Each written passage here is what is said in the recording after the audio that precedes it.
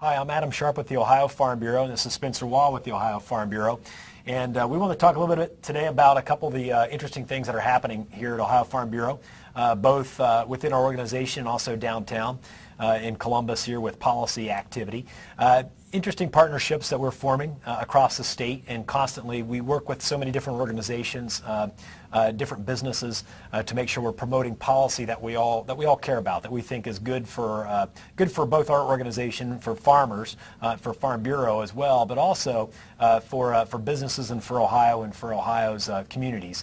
One of those issues is our recent partnership with the Ohio Agriculture Education Association, this is the association statewide of ag teachers here in Ohio, and we have a relationship where we are looking at policy issues that are important to both our organizations and then advocating on behalf of our mutual interests. And probably the best example of that is looking at budgets.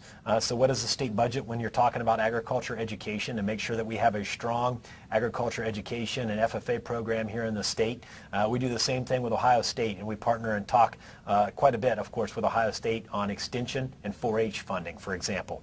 But with Ohio Ag Ed Teachers, there's another issue too that's come up this year that's pretty interesting, and that is the creation of the first agricultural-based STEM school, or science, technology, engineering, and math-related school that is being proposed to be built in the Springfield area of the state. We're very interested in it. It's a very aggressive and innovative idea to create an agricultural-based STEM school here in Ohio.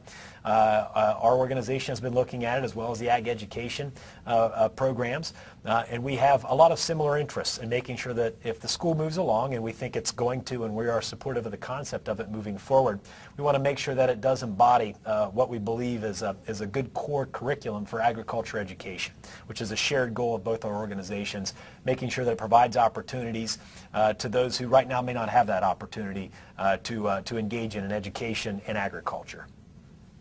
So some other issues going on that the public policy team has been actively engaged on include a number of animal care issues. These include a push to reform kind of the dog kennels and dog breeding here in Ohio, increasing penalties for cockfighting in the state, and also new regulatory policy in regards to wild and dangerous animals.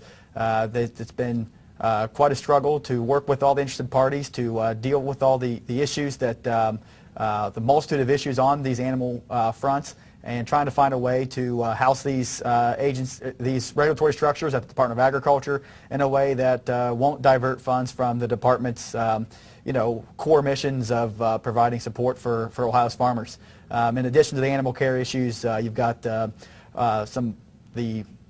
Great Lakes Compact moving through the General Assembly.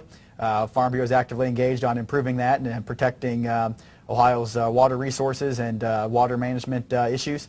We've also got a couple of pieces of legislation moving through that deal with creating voluntary marketing agreements, and also expanding the ag-linked deposit program. So a lot of things going on with the public policy department, and that's just kind of a brief rundown.